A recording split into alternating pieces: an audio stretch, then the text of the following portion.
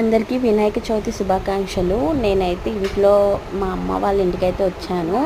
నేనైతే పసుపుతో వినాయకుడిని చేసుకున్నాను. ఇంకా అంటే కొద్దిగా మా అమ్మగారు చేయకూడదు, అందుకని నాకు వచ్చిన విధంగా అయితే నేను చేసుకున్నాను. పసుపుతో వినాయకుడిని చేసుకుని పరవన్నం వండి చలివిడి, వడపప్పు, పానకం, బెల్లం ముక్క ఇలా 5 రకాలు పెట్టేశాను.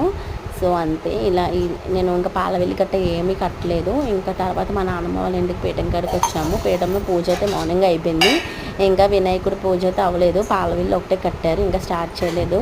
సో కాలుకి పసుపు రాసుకొని తలలో పువ్వు పెట్టుకొని సూత్రాలకి కూడా పసుపు కుంకుమ పెట్టేసుకున్నాను. తర్వాత గడపలకి పసుపు కుంకుమ పెట్టేసి అప్పుడు ప్రసాదం వండేసి అప్పుడైతే నేను పూజ చేసేసుకున్నాను. నాకు వచ్చినట్టయితే చేసుకున్నాను. ఇంకా పాలవిల్లు కానీ ఇంకేమీ చేయలేదు. సో నాకు వచ్చినట్టు చేసేసుకున్నాను. పూజ అయితే అయిపోయింది.